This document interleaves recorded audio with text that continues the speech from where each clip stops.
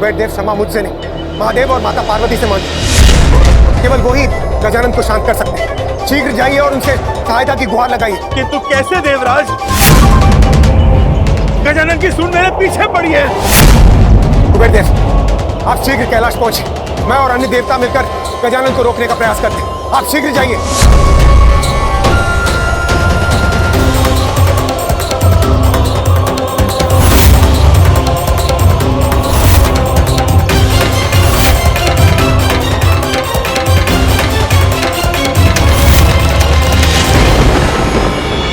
कुबेर देव जी, क्या हुआ?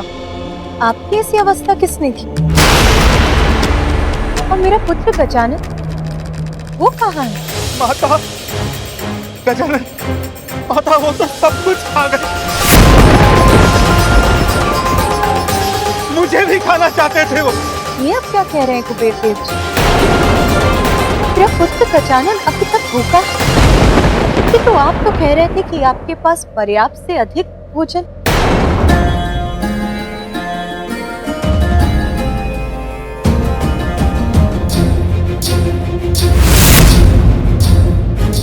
मुझे और भोजन चाहिए।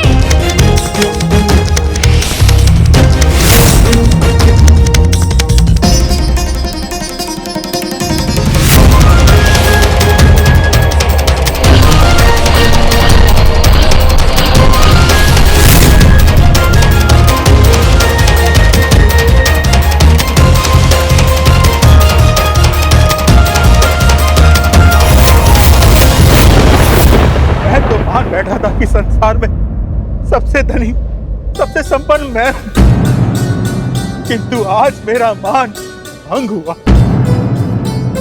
एक बालक की भूख भी नहीं मिटा पाया मैं। महादेव, मुझे क्षमा कीजिए। माता पार्वती, किंतु गजानन को शांत कर दीजिए। मुझे बताइए, मैं उनकी भूख कैसे शांत करूं? उनकी भूख मैं कैसे शांत करूं?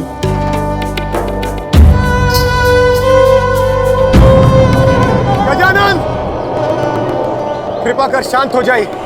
किंतु मैं अभी भूखा हूँ, मुझे और भोजन चाहिए। हमारी विनती स्वीकार कीजिए गजानन और शांत हो जाइए।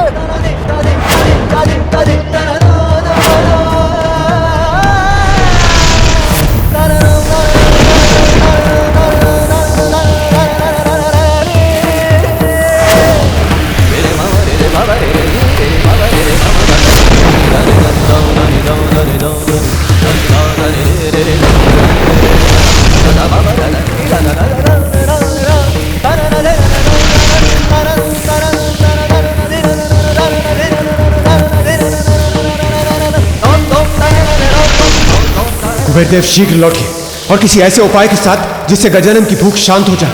अन्यथा हम में से कोई भी सुरक्षित नहीं बचेगा। मुझे क्षमा कर दीजिए महादेव। माता पार्वती, धन के अहंकार ने मेरी बुद्धि को वश में कर दिया था। अहंकार से विचार और विचार से व्यवहार अनुचित हो जाता है। ये मैं अब समझ गया हूं।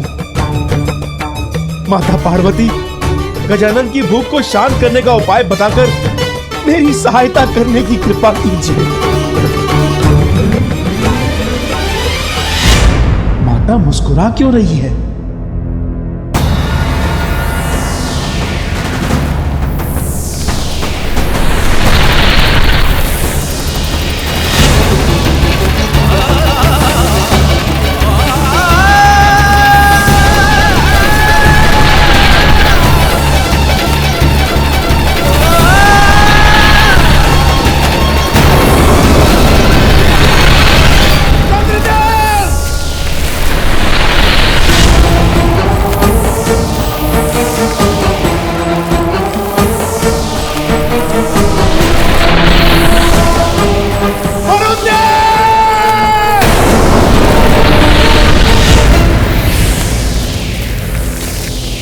गजानन, दया कीजिए हम पर, शांत हो जाइए। मेरी भूख शांत करने के लिए और कुछ है आपके पास? है मेरे पास वो।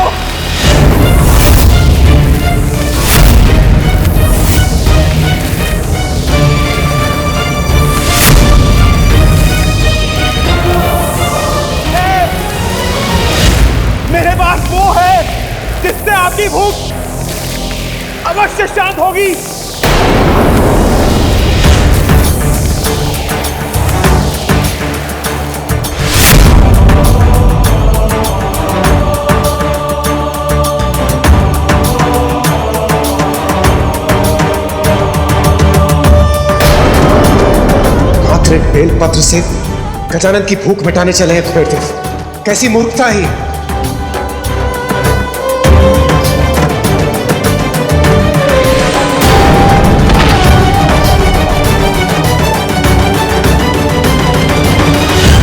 ये लीजिए गजानन, ये आपकी माता ने आपकी भूख को शांत करने के लिए भेजा है।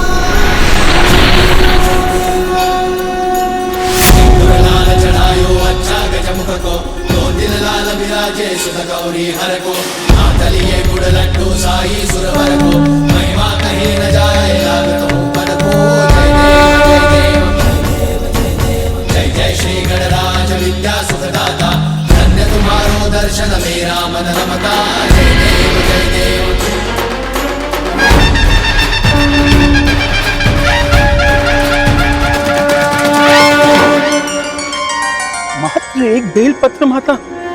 हाँ, इस बेलपत्र पर आप विभूति से महादेव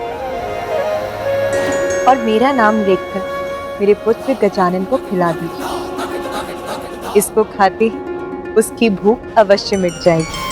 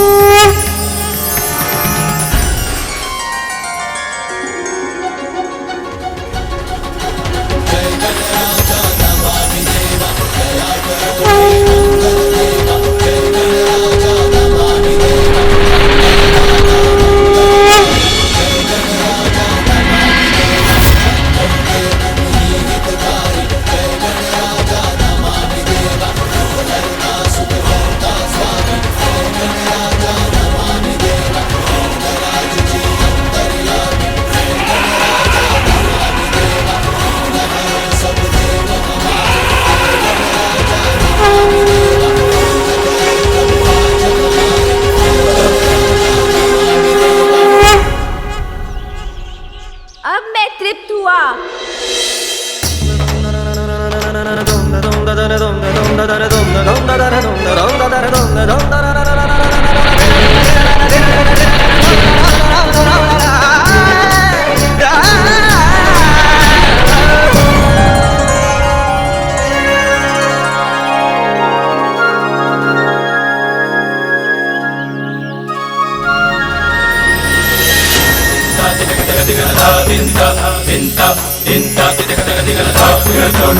महाकाय सूर्यकोटि समप्रभ निर्विघ्नं कुरु मे देव सर्वकार्येषु सर्वदा।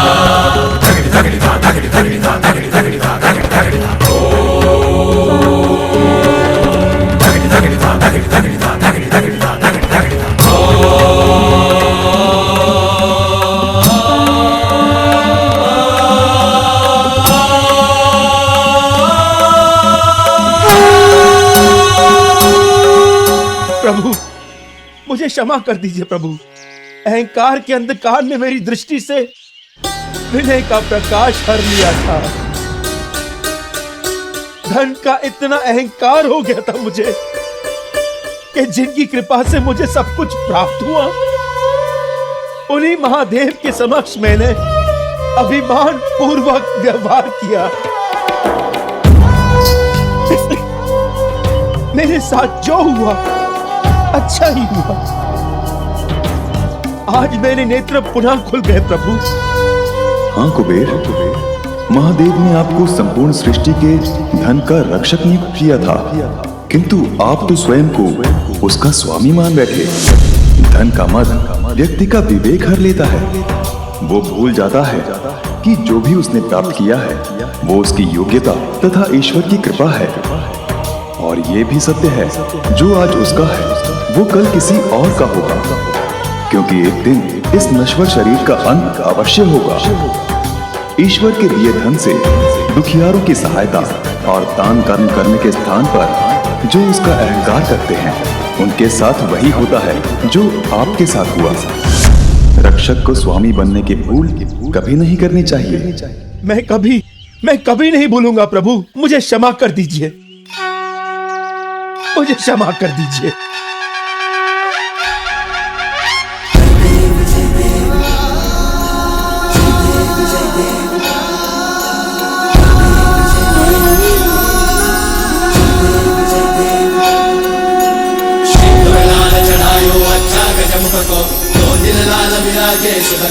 हर को जय जय श्री गणराज विद्या सुखदाता, धन्य तुम्हारो दर्शन मेरा मन रमता।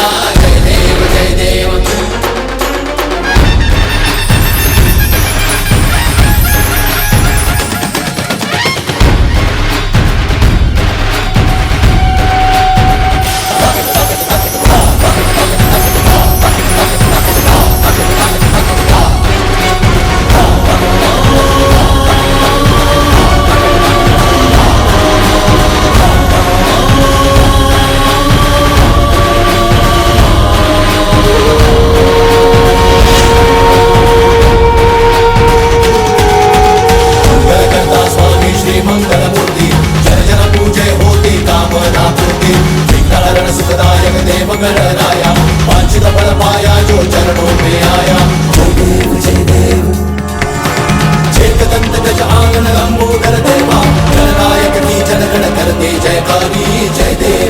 प्रभु, आपने मुझे सब कुछ लौटाकर एक अवसर देने की कृपा की है। इस बार इस धन का मैं मात्र रक्षक बनकर रहूंगा।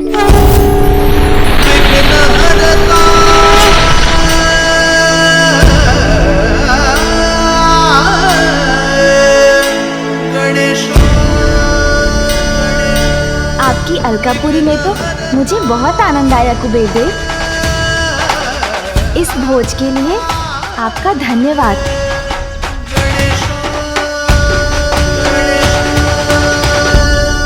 कुबेर देव जी, अब तो मेरा भोजन हो गया, इसलिए मुझे कैलाश लौटना चाहिए।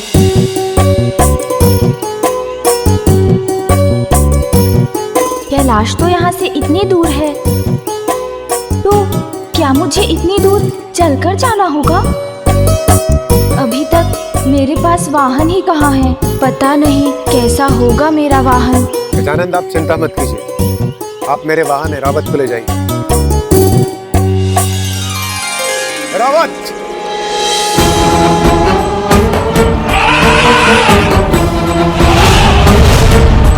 चलिए एरावत जी, मुझे कैलाश लेकर चलिए।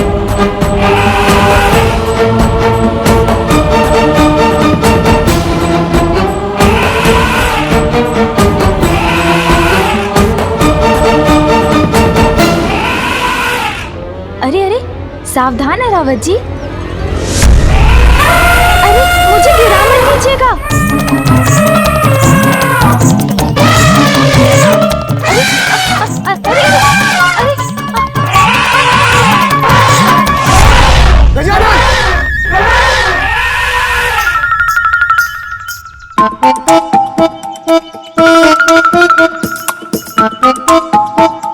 लगता है एरावत जी मुझे नहीं लेके जा पाएंगे।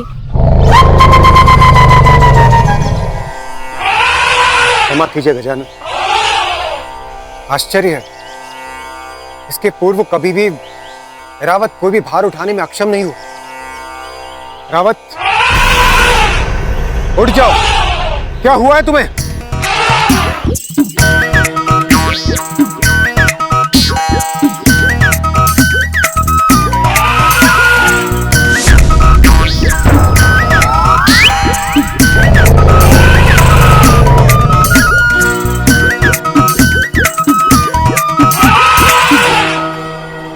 रावत जी गजानन को ले जाने में असमर्थ, तो उन्हें मेरा वाहन ले जाएगा। मेरा वाहन भी गजानन की सेवा में प्रस्तुत है। आप सभी को मेरा धन्यवाद, किंतु मुझे प्रतीत होता है आपके वाहन नहीं उठा सकेंगे मुझे। मेरा भार तो मेरा वाहन ही संभाल पाएगा, किंतु वो मुझे कब मिलेगा ये नहीं पता।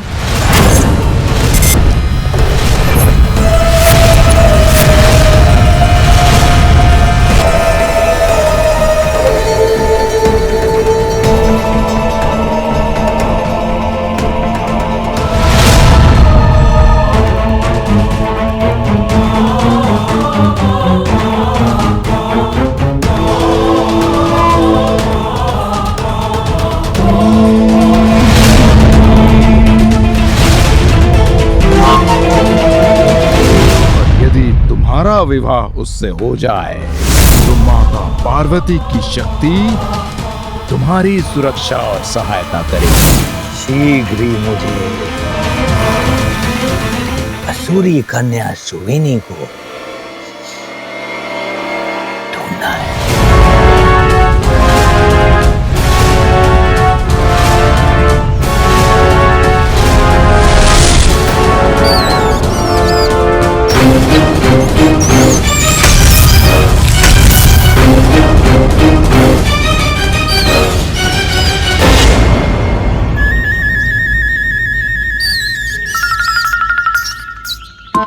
अभी तो बहुत चलना है, इतनी दूर है कैलाश, रुककर विश्राम भी नहीं कर सकता, अन्यथा बहुत विलंब हो जाएगा। मुझे आगे बढ़ना चाहिए।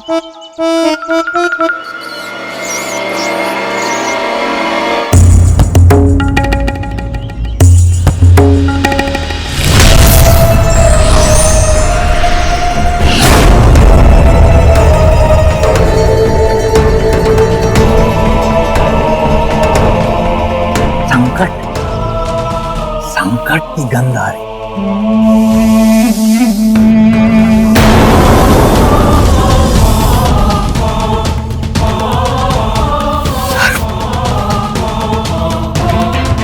सर्प की गंध आ रही है।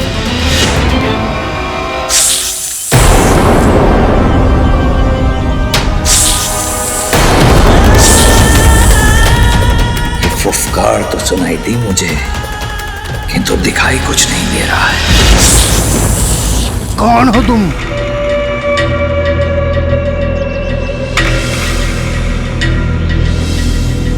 सामने क्यों नहीं आते? सामने आओ। यहाँ किसी को प्रवेश करने की अनुमति नहीं है।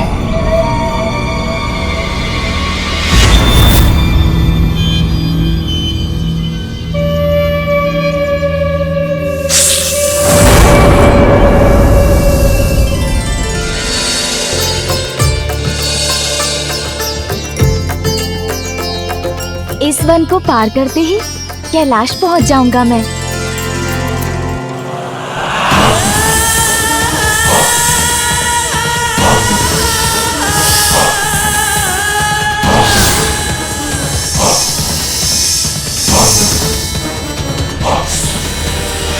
खुशी का सुर हूं मैं, वन के उस पार जाना है, जाने दो।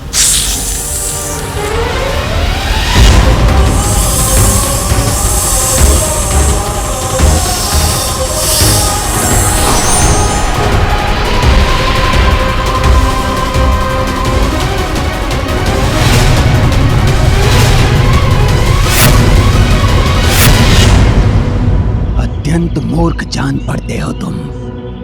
तुम्हारी मृत्यु ही तुम्हें यहाँ खींच लाई है, क्योंकि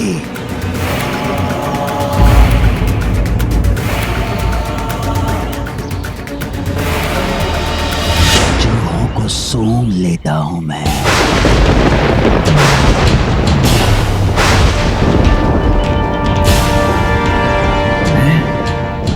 इसे कैसे ज्ञात हुआ मेरी वास्तविकता?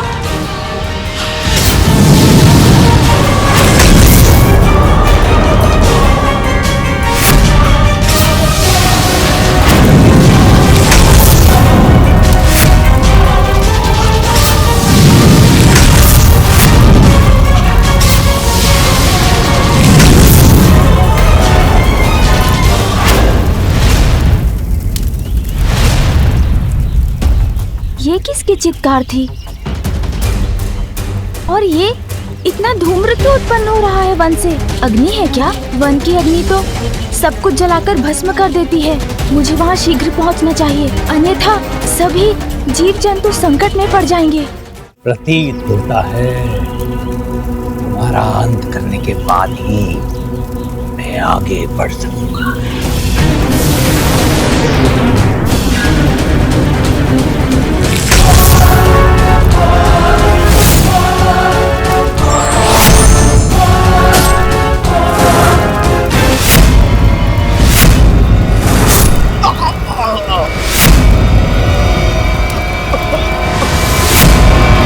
बहुत समय व्यर्थ कर चुका हूं मैं इस नाग पर। शीघ्र अति शीघ्र सुबेनी को ढूंढना है मुझे।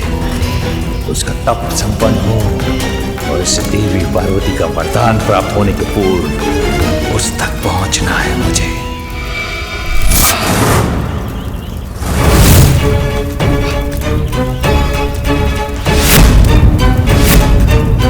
अब अपनी मृत्यु के लिए तैयार हो जाओ।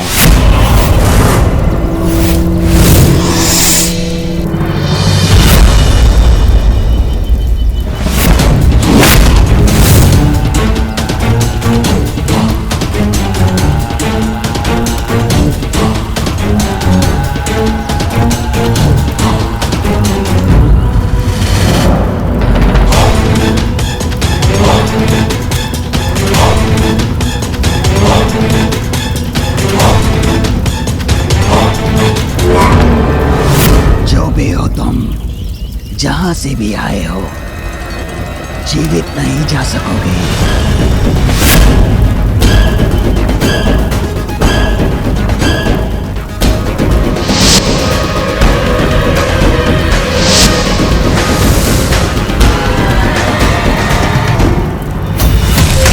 मैंने कहा था ना, चूहों की गंध आ जाती है मुझे, और चूहे अर्थात मेरा भोजन ही निकले तुम।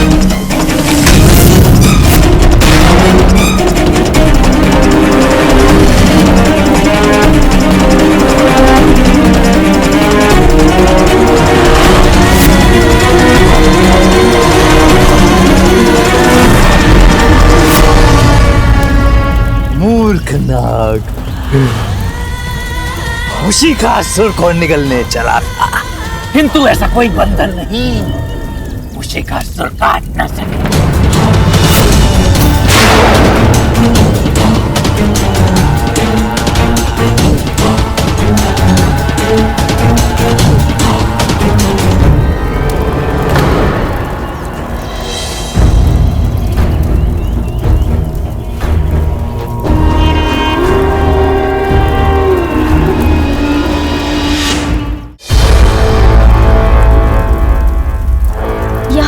कोई भी नहीं। प्रतीत होता है कि इन विशाल सर्प जी की मृत्यु इनके ही विष से हुई है।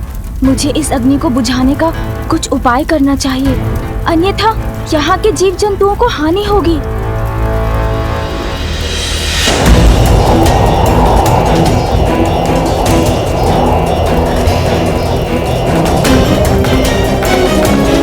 अब इस विशाल जलते हुए शरीर से किसी को भी हानि नहीं पहुंच सकती।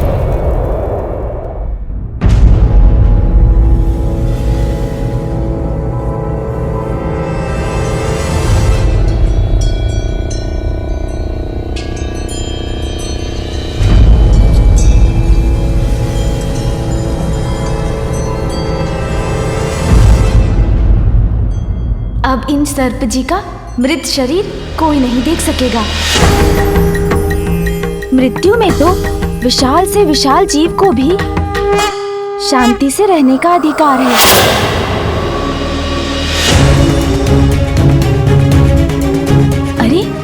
वहाँ कोई है क्या?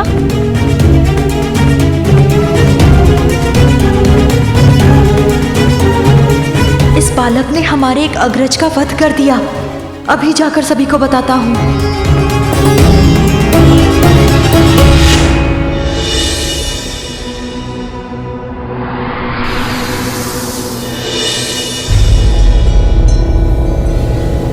वो रहा देवी का मंदिर,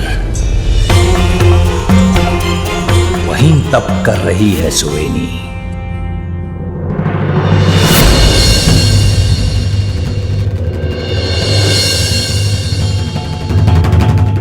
चोरी स्वभाव है मेरा।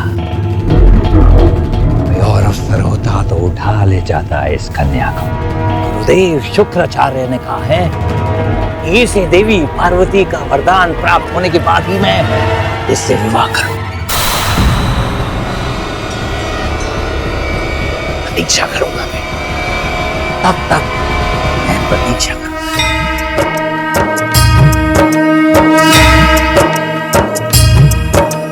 या देवी सर्वभूतेषु शक्तिरूपेण संस्थिता नमस्तस्यै नमस्तस्यै नमस्तस्यै नमो नमः। या देवी सर्वभूतेषु शक्तिरूपेण संस्थिता नमस्तस्यै नमस्तस्यै नमस्तस्यै नमो नमः। या देवी सर्वभूतेषु शक्तिरूपेण संस्थिता नमस्तस्यै नमस्तस्यै नमस्तस्यै नमो नमः। समय आने पर मुझे तुम्हारे सम्मुख आना ही होगा सुवेनी। माता, बालक गजानन लौट आए हैं। मेरा पुत्र गजानन?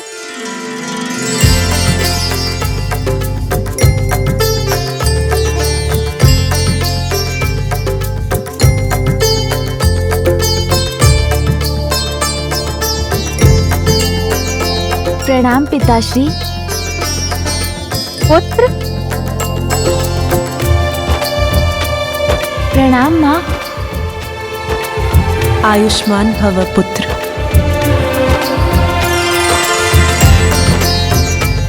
पुत्र गजानन, कुबेर देव अपना मार्ग भटक गए थे। तुमने उन्हें उचित मार्ग दिखाकर बहुत उत्तम कार्य किया है। पुत्र गजानन, तुम थक गए हो, तुम्हें विश्राम करना चाहिए। महादेव, महादेव सहायता कीजिए। महादेव रक्षा कीजिए। माता रक्षा कीजिए। क्या हुआ ऋषिवर?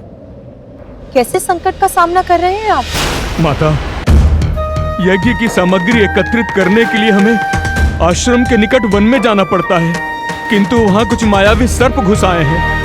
वो हमें वन में प्रवेश करने नहीं दे रहे हैं। उन सर्पों ने हमारा जीवन नर्क बना दिया है प्रभु, हमें उनसे छुटकारा दिलाइए।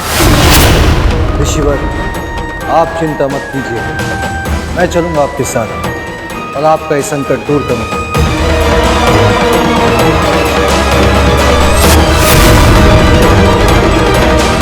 पिताश्री रुकिए।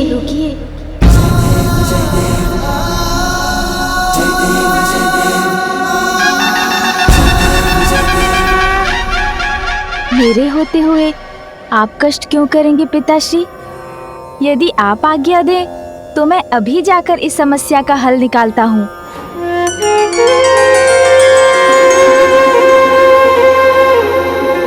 धन्य है, योग्य है आपके पुत्र महादेव। उसी पुत्र का होना सार्थक होता है जो अपने माता पिता का दायित्व स्वयं अपने ऊपर ले ले।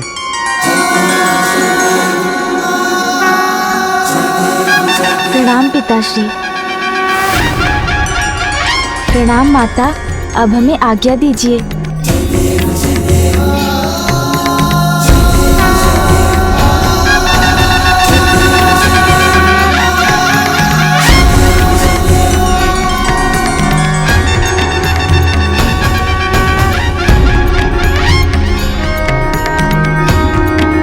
तुम्हें विश्वास है?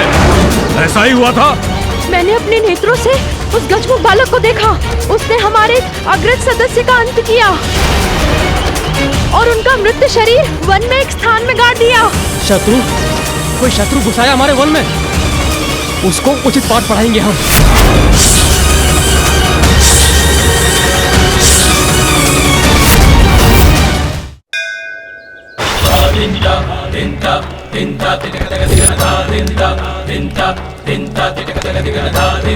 सुवेनी का तप होगा सफल, जिसका फल पाऊंगा मैं।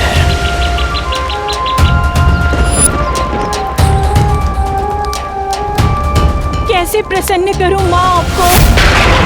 दर्शन दीजिए माँ, मेरी पुकार सुनिए माँ।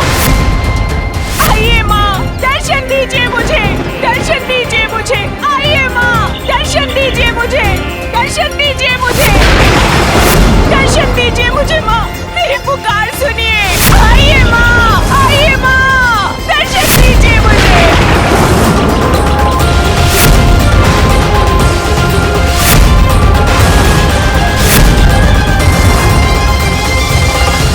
इसे देवी पार्वती से वरदान प्राप्त होते ही उस वरदान का लाभ मैं उठाऊंगा।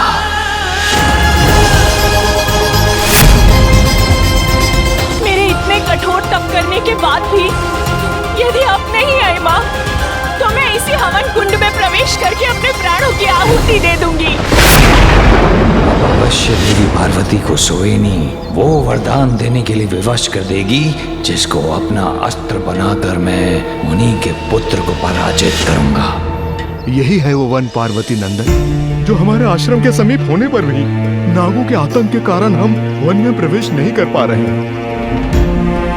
और इसी कारण हम अपने बालकों को देने के लिए फल और अन्य भोजन की सामग्री भी नहीं जुटा पा रहे हैं। आपको उपहार देने के लिए ये फल बचाकर रखे हैं हमने, इन्हें स्वीकार कीजिए। ये फल आप खा लीजिए। वैसे भी हमारे पास आपको देने के लिए कुछ और नहीं है, किंतु आप ये फल तो खा सकते हैं ना।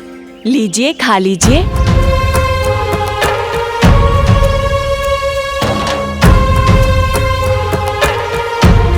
अभाव में भी जो दान देने का भाव रखे, उसका हृदय कितना विशाल है। ऐसे सहृदय बालकों को कष्ट हो, ये मैं नहीं सहूंगा।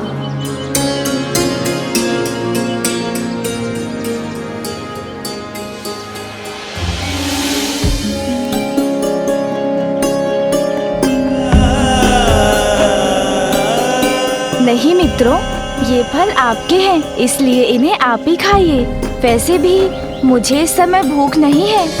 मैं वचन देता हूँ, अब यहाँ किसी को भी संकट में नहीं रहने दूंगा।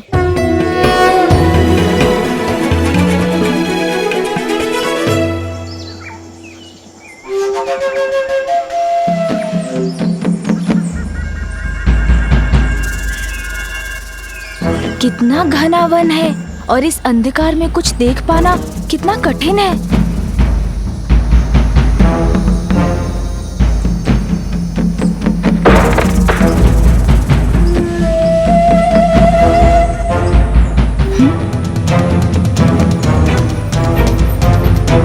ऐसा प्रतीत हुआ जैसे कोई और भी है यहाँ।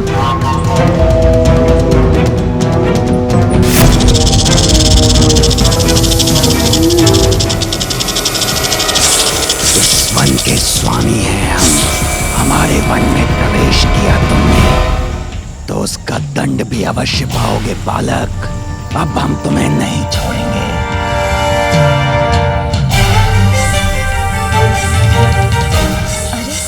नागों ने तो घेर लिया मुझे। तुम्हें जकड़ लेंगे बालक, फिर तुम्हारे प्राण हरेंगे हम।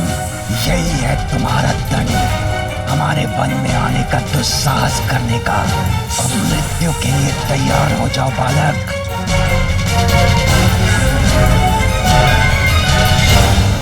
मेरे इस कठोर तप के बाद भी आप नहीं आए माँ, तो मैं यहीं अपने प्राण त्याग दूंगी।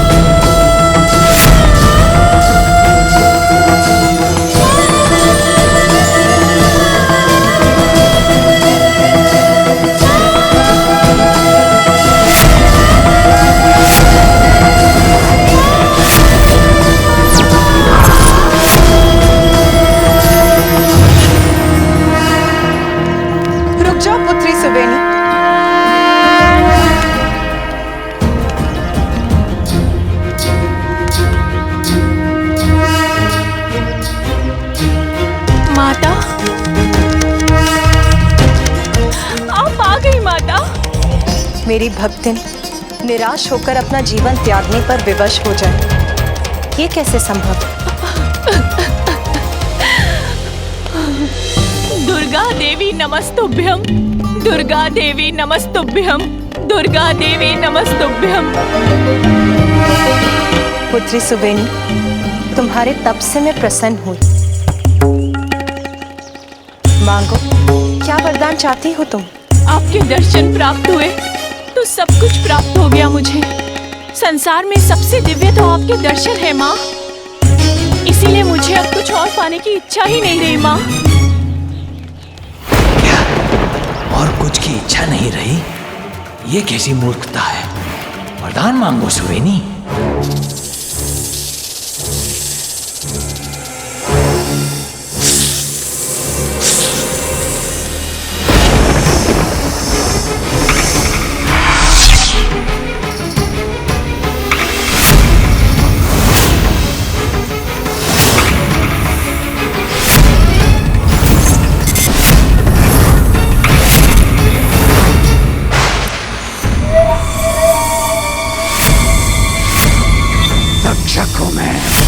तुम हम नागों के शत्रु हो, क्योंकि तुमने हमारे एक नाग का अकारण ही वध किया है।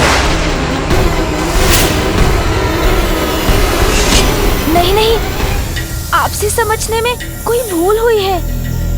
मैं आपका शत्रु नहीं। इसके मिथ्या वचनों पर विश्वास मत कीजिएगा।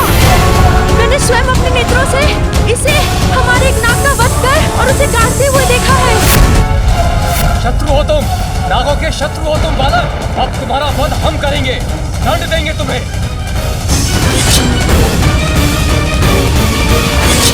मैं आपका शत्रु नहीं हूँ। मैंने एक मृत नाग का शरीर देखा अवश्य था, जिसे ससम्मान गाड़ा भी था मैंने। उसके विष से उत्पन्न अग्नि को भी बुझाया था, किंतु उसका वध नहीं किया था मैंने। ये मिथ्या कह रहा है, शत्रु है ये। मैंने आप नागों के प्रति कोई अपराध नहीं किया, पर अपराध तो आप कर रहे हैं। ऋषियों को आतंकित कर इस वन में प्रवेश करने से रोका है आप सबने। उन्हें फल फूल भविष्य की सामग्री से वंचित किया है। प्रकृति और उसके संसाधनों पर तो सभी का समान रूप से अधिकार होता है। इसलिए मेरा अनुरोध स्वीकार कीजिए और उन्हें यहाँ आने दीजिए। शत्रु हो तुम, नागों के शत्रु हो तुम बालक। नागों के शत्रु हो तुम बालक, शत्रु हो तुम, तुम्हें दंड अवश्य मिलेगा। मुझे ये सब छोड़ नहीं रहे, अब मुझे ही कुछ करना होगा। तुम हम नागों के शत्रु हो। शत्रु हो तुम, नागों के शत्रु हो तुम बालक।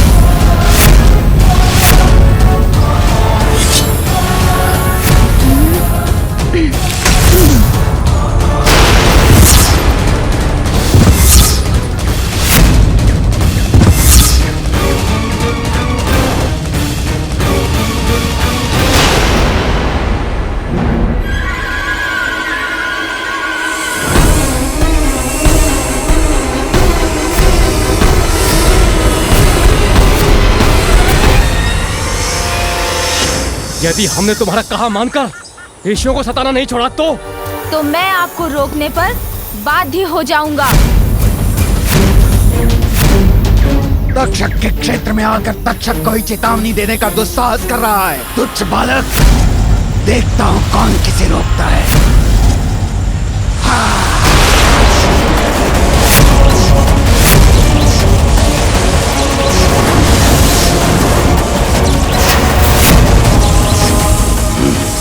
ये कैसे संभव है? इसने मेरे विष को कैसे रोक लिया?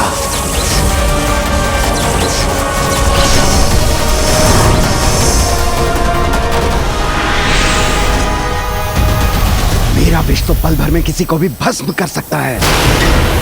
इस बालक ने इतनी सहजता से कैसे इसका प्रभाव मिटा दिया? मैं आपको आपके विष से इस वन को नष्ट नहीं करने दूंगा। तो मैं भी तुम्हें इस वन से जीवित नहीं लौटने दूंगा, तुच्छ बालक।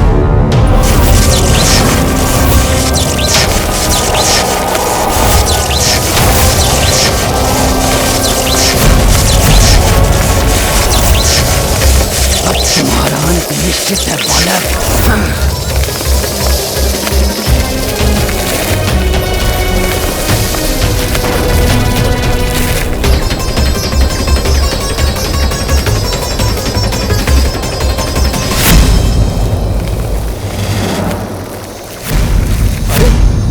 ये बालक तो यहाँ नहीं। ढूंढो उसे। ढूंढने की क्या आवश्यकता है, मैं तो यहाँ हूँ।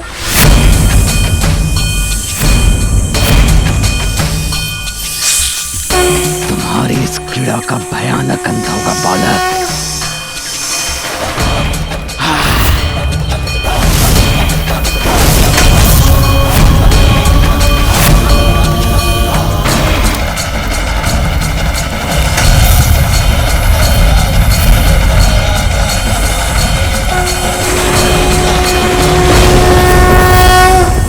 देखा बालक, इस विष का कोई तोड़ नहीं। अग्नि प्रज्वलित कर किसी को भी भस्म कर सकता है ये।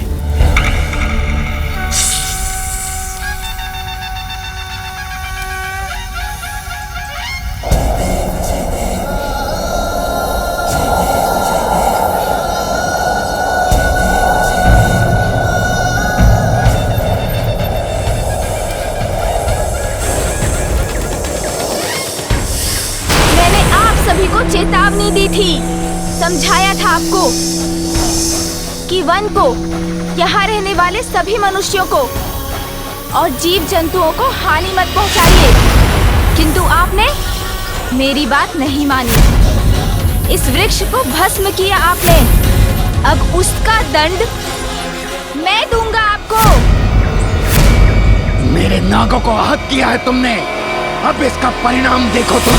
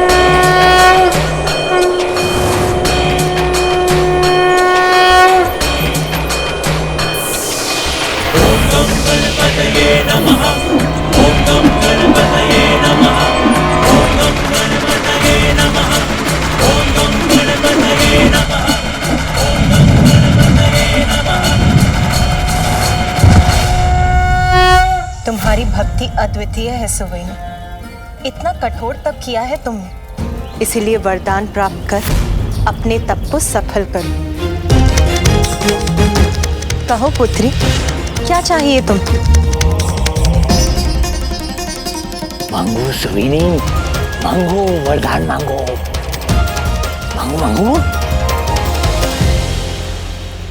माता, आप भी तो एक नारी हैं और एक नारी के मन को अच्छे से समझती हैं। एक नारी का सुख तो उसके परिवार के सुख में निहित होता है। अपने पुत्र, पिता और पति की सुरक्षा से ही एक नारी को सुख मिलता है माँ। इसीलिए आप मुझे वरदान देना चाहती हैं तो ये वरदान दीजिए कि मैं अपना संपूर्ण जीवन सुहागन बनकर जीऊं माँ। विवाह के उपरांत यदि मेरे सुहाग पर कोई भी संकट छाए तो आप उनकी रक्षा करें। मात्र इतना वरदान मुझे चाहिए आपसे।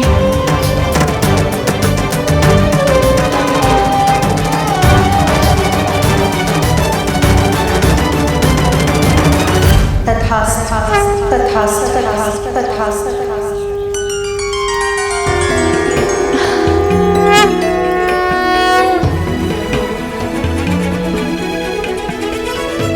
धन्यवाद माँ, धन्यवाद।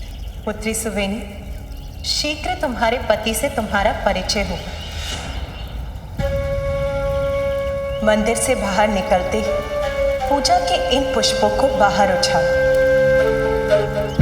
ये पुष्प जिस भी दिशा में गिरेंगे, उस दिशा में जिस पर भी तुम्हारी प्रथम दृष्टि पड़ेगी, उसे ही अपने पति के रूप में स्वीकार। पुत्री, अपने हाथ ऊपर करो।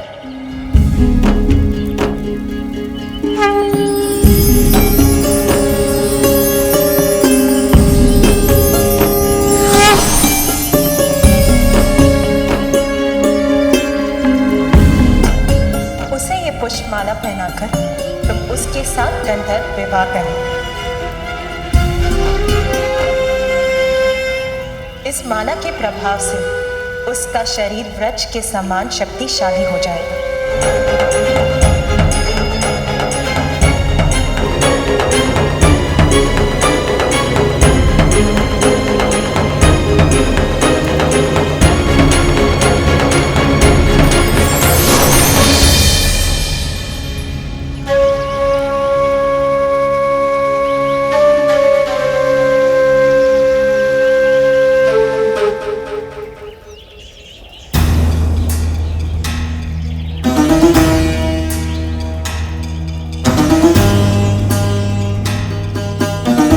सुवेनी का तप होगा सफल, जिसका फल पाऊंगा मैं।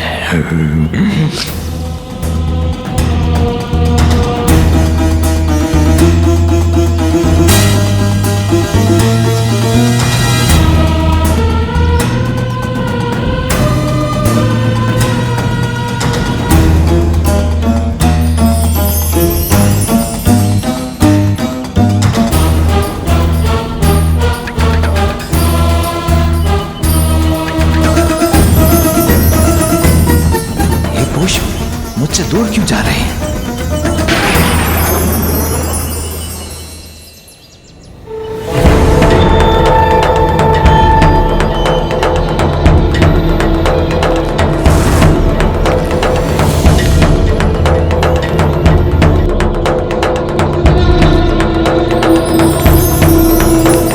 नहीं नहीं, ये सुवेनी का वर बन गया तो मेरा क्या होगा?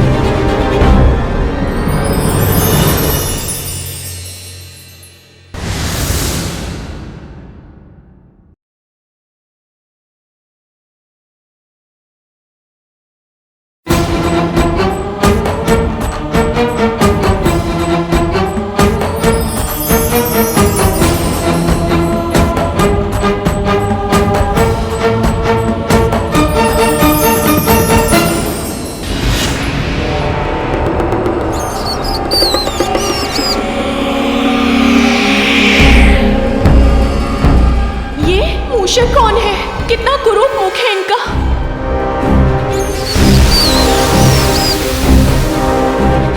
ये पुष्प जिस भी दिशा में गिरेंगे, उस दिशा में जिस पर भी तुम्हारी प्रथम दृष्टि पड़ेगी, उसे ही अपने पति के रूप में स्वीकार। ये कुरूप मूषक मेरा स्वामी। किंतु यदि माता की यही इच्छा है तो सुवेनी इसे स्वीकार करेगी।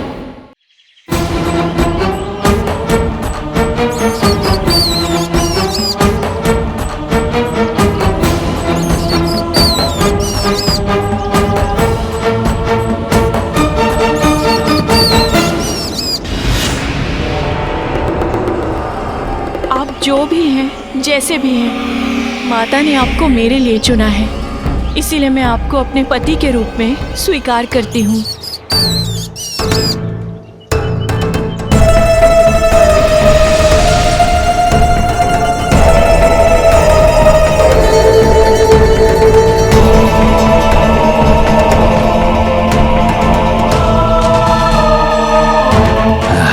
प्रतीत होता है जैसे अचानक मेरी शक्तियां बढ़ गई हों।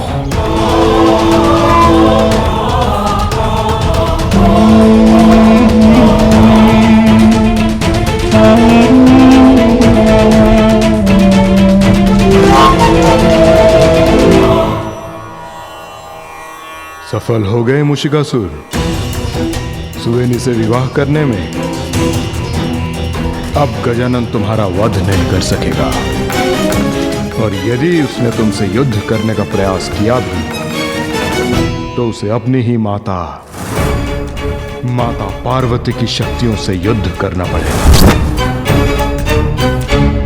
हमारी सहायता कीजिए शेषनाग जी। उस बालक ने हमारे क्षेत्र में आकर उत्पात मचा दिया है। नागों का वध कर उन्हें आहत कर रहा है। हमारी सहायता कीजिए शेषनाग जी, अन्यथा वो बालक पृथ्वी से नागों को मिटा देगा।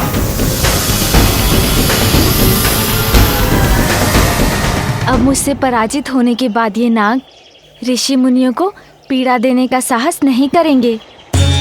मैं जाकर उन ऋषियों को बता देता हूँ।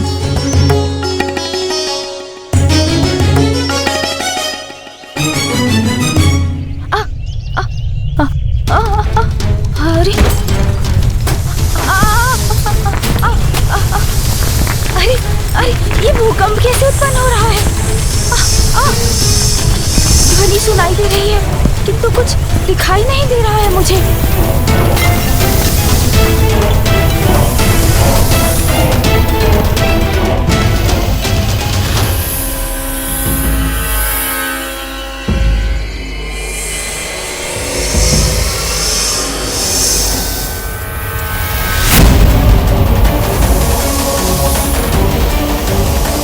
ये तो शेषनाग जी हैं।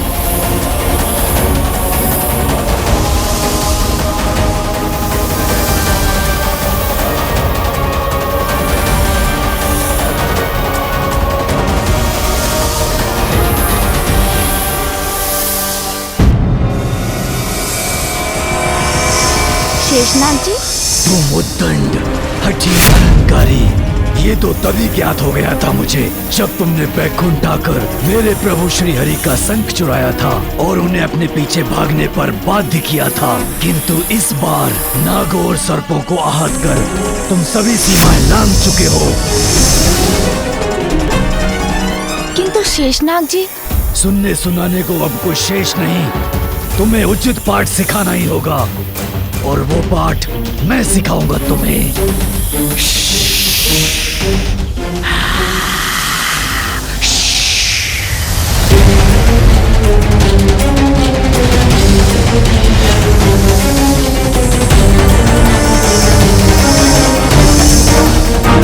मेरे नागों को हानि पहुंचाने का दंड दूंगा तुम्हें।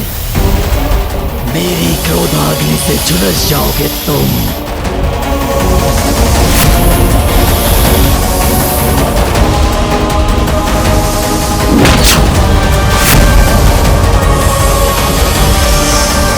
शेषनाग जी पर इस शिला से किसने प्रहार किया?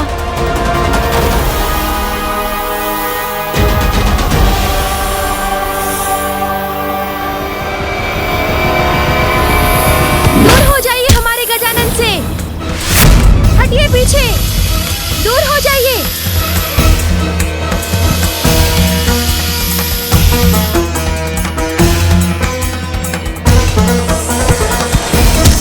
हमसे शत्रुता करोगे तो हमारे वार देने पड़ेंगे आपको। मित्रों, इसके अनगिनत शिशु को वार कर आग कर दो।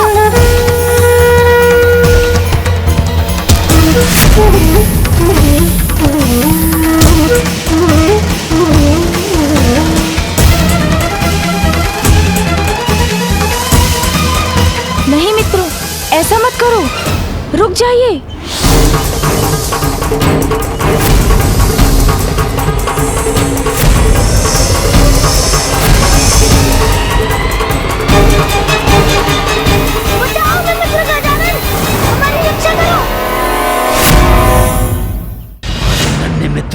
तुम्हारी सहायता के कारण संकट में पड़ जाएंगे गजानन।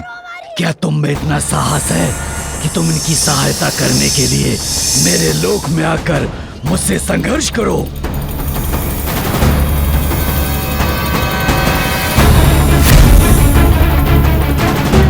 हमारी रक्षा कीजिए गजानन, गजानन हमारी रक्षा कीजिए, हमारी रक्षा कीजिए गजानन।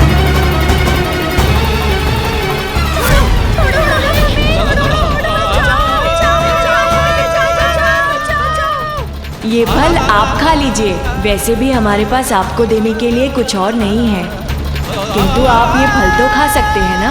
मुझे अपने लोक ले जाकर शेषनाग जी मुझे फंसाने का प्रयत्न कर रहे हैं, ये ज्ञात है मुझे, किंतु अपने मित्रों को बचाने का और कोई उपाय भी तो नहीं।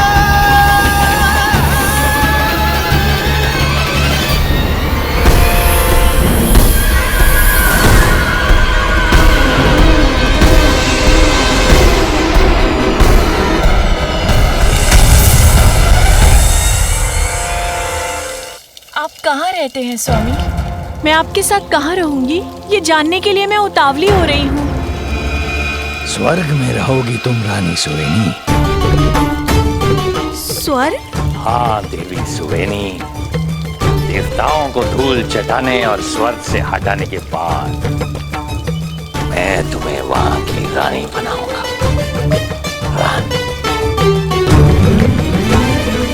रुकिए स्वामी, हमारे विवाह के पूर्व आपने उचित अनुचित जो भी किया है मुझे ज्ञात नहीं है, किंतु अब जो आप करने जा रहे हैं वो सर्वथा अनुचित है स्वामी। इस विचार को त्याग दीजिए स्वामी। यदि यही आपका स्वभाव है तो मेरे लिए, अपनी पत्नी के लिए स्वभाव को परिवर्तित कर लीजिए।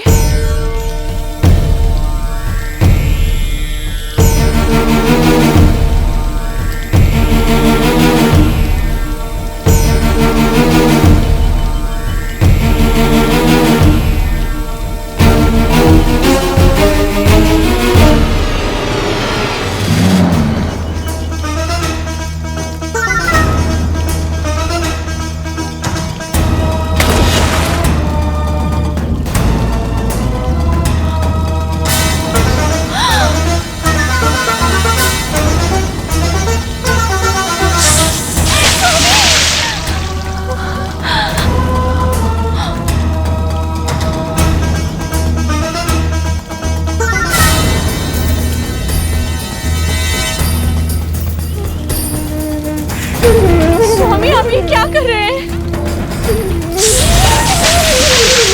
रुकिए स्वामी, आप ऐसा क्यों कर रहे हैं स्वामी?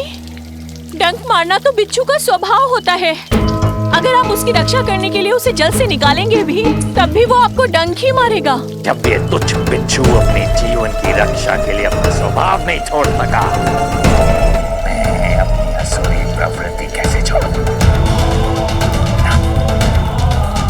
चोरी स्वभाव है मेरा देवी सुवेनी, और देवताओं को पीड़ा देना मेरा स्वाभाविक मनोभाव।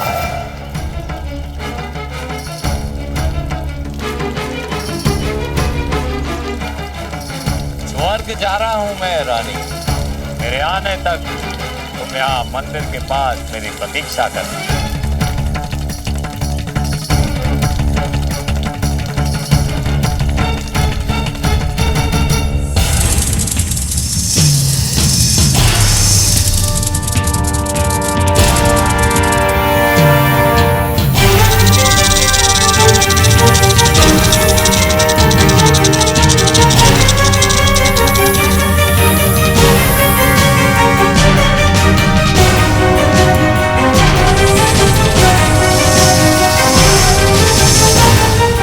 वहाँ उस कोने में बंदी है मेरे मित्र।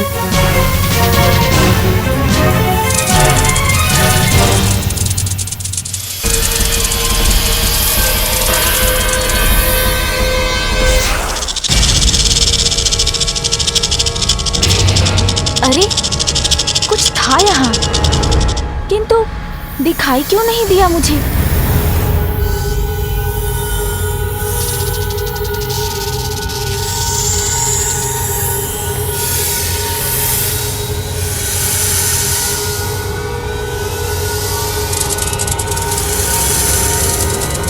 सर्पों को अशांत किए बिना ही मुझे आगे बढ़ना चाहिए।